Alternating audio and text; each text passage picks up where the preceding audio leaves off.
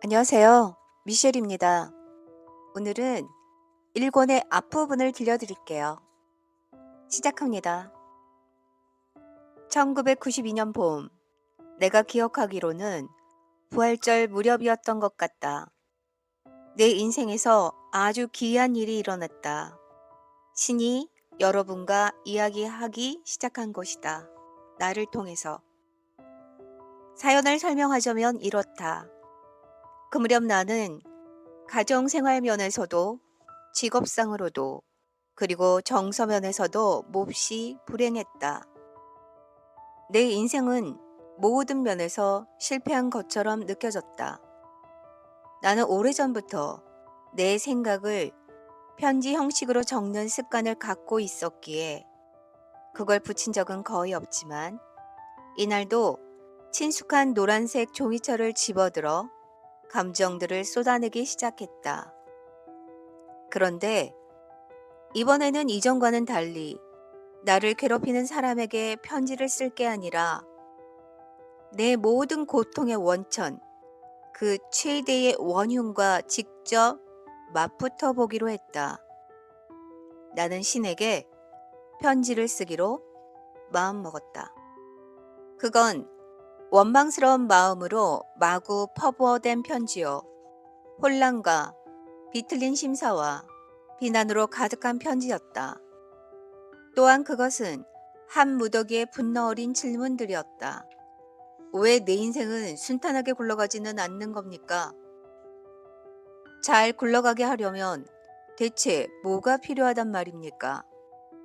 어째서 나는 다른 사람들과 행복하고 즐거운 관계를 가질 수 없는 겁니까? 필요한 만큼의 돈을 만져보는 일 같은 건 내 평생 한 번도 없을 거란 말입니까?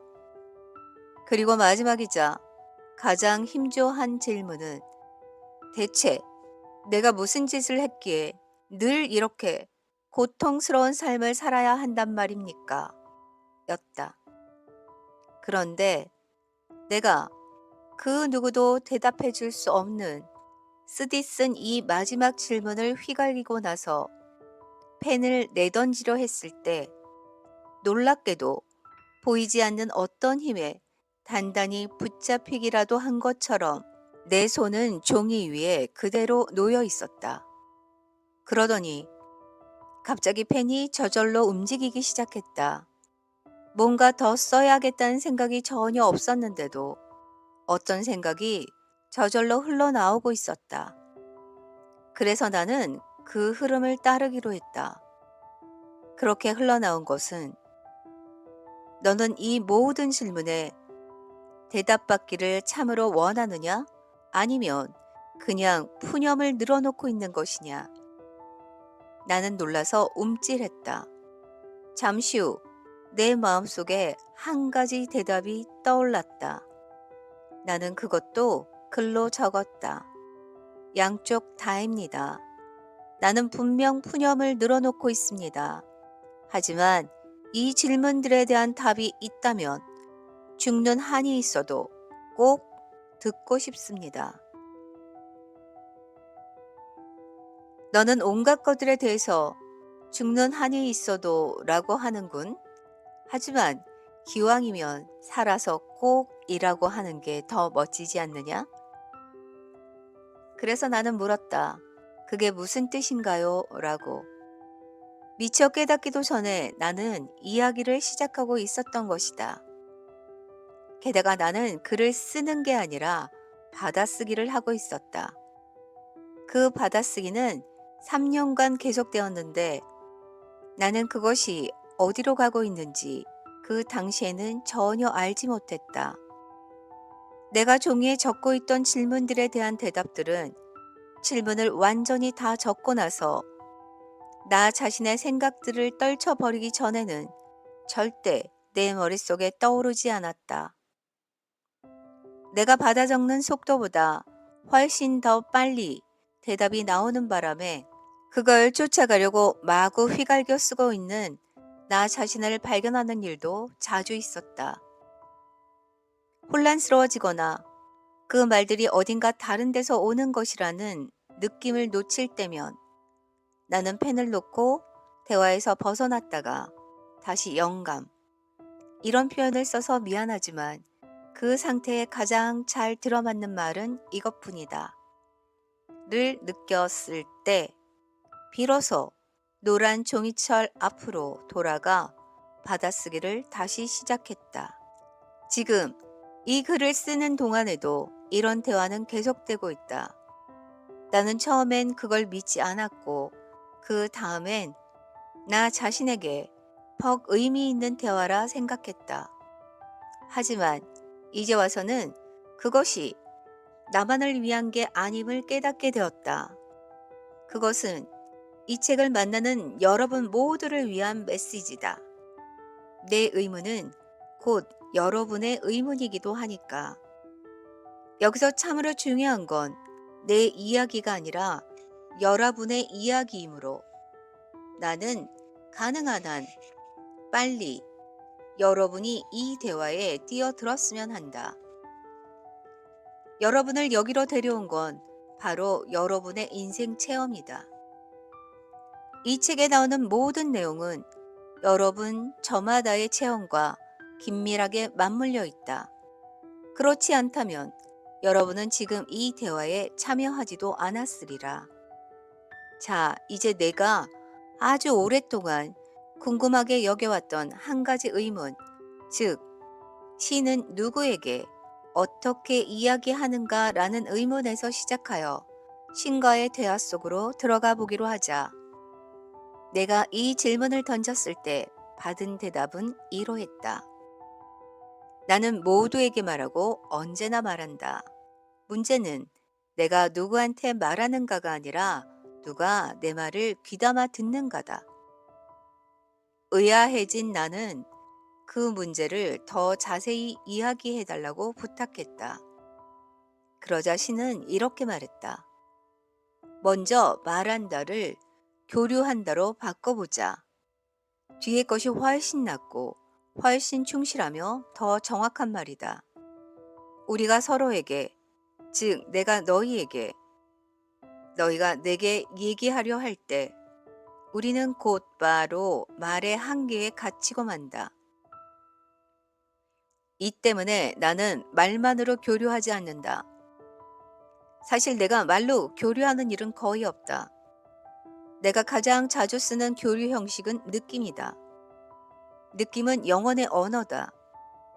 만일 너가 어떤 것을 놓고 무엇이 자신에게 참인지 알고자 한다면 너가 그것을 어떻게 느끼는지 살펴보라.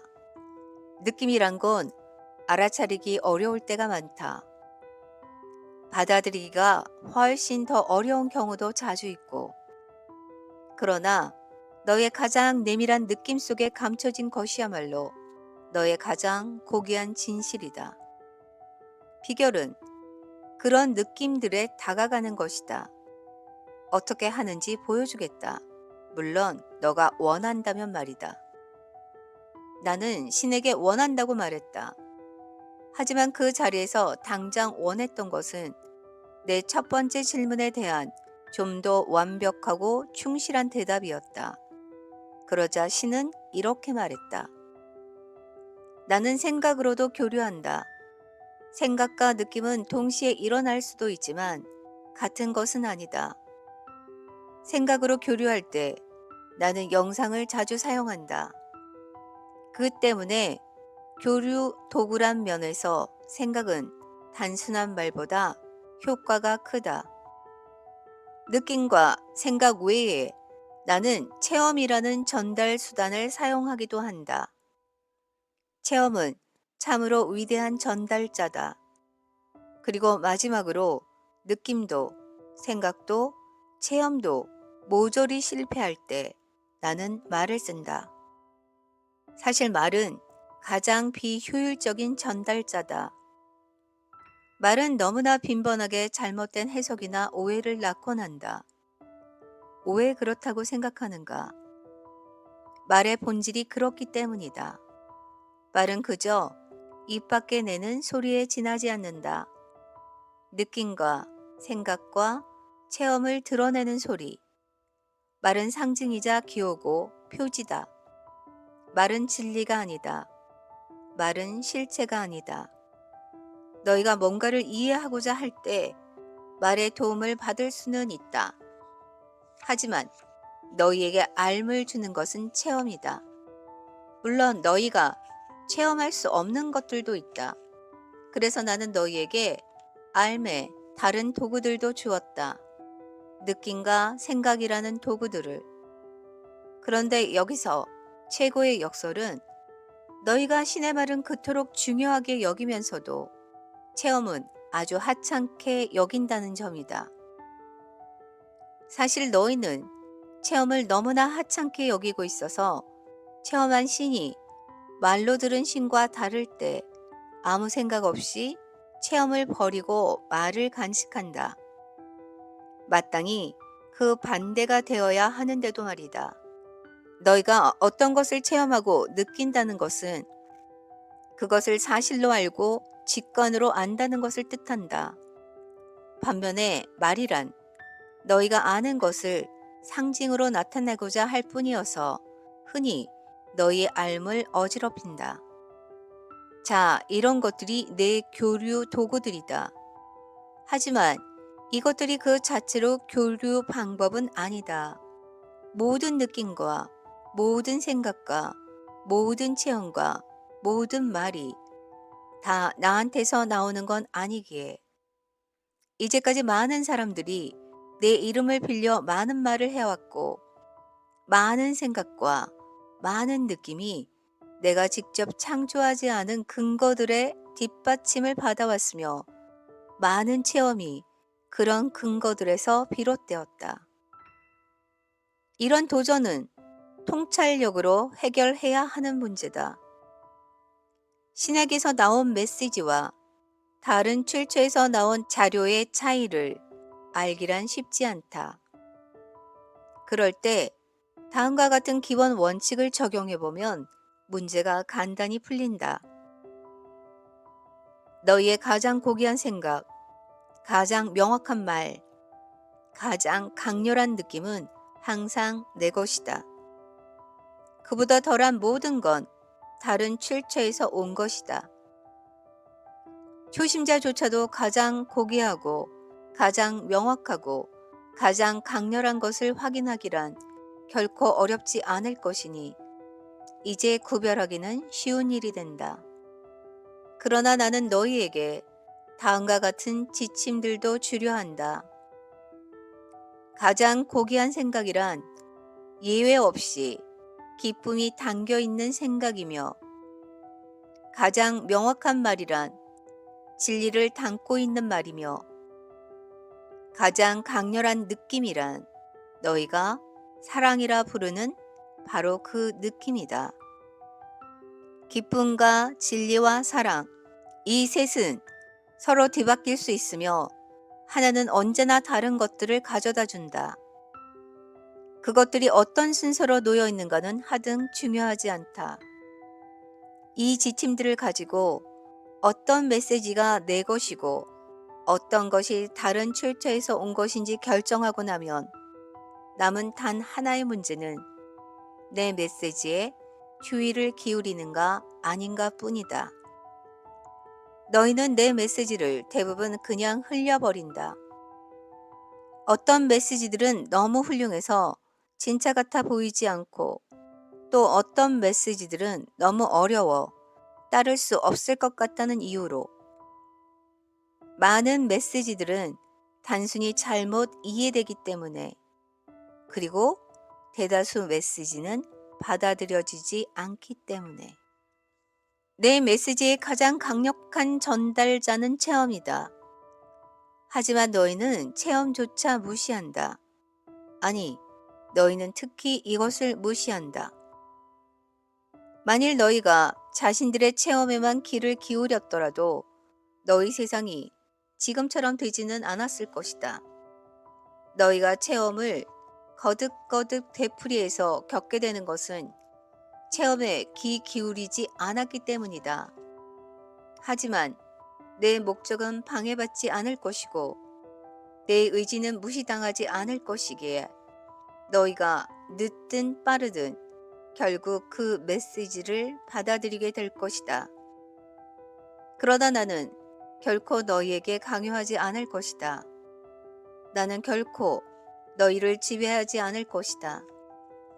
내가 너희에게 너희가 선택한 대로 할 수 있는 힘, 자유의지를 주었고 그것을 너희에게서 도로 빼앗는 일은 결코 없을 것이기에 앞으로도 영원히 그런 일은 없을 것이기에 그러므로 너희가 우주의 어느 구석에 있든 나는 몇천 몇만 년을 두고 같은 메시지들을 너희에게 전하고 또 전하고 또 전할 것이다. 너희가 내 메시지들을 받아들일 때까지 그것들을 가까이 두고 너희 자신의 것이라 말할 때까지 나는 끝없이 보낼 것이다. 내 메시지들은 몇백만 년에 걸쳐 몇천 번의 순간에 몇백 가지 형태로 올 것이다. 너희가 진실로 귀 기울인다면 그것들을 놓칠 리 없을 것이며 한 번이라도 진실로 듣고 나면 그것들을 무시할 수 없을 것이다. 그러고 나면 우리의 교류는 가장 진지하게 시작될 것이다. 과거의 너희는 그저 나한테 이야기하거나 기도하거나 나를 중재하거나 내게 탄원하기만 했다. 그러나 한 번이라도 진실로 듣고 나면 그때부터 나는 너희에게 답해줄 수 있다. 또 지금 내가 하고 있는 것처럼 할 수도 있다. 여기까지 함께 해주셔서 정말 고맙습니다. 사랑합니다. 주말 잘 보내시고 다음 주 월요일에 뵐게요.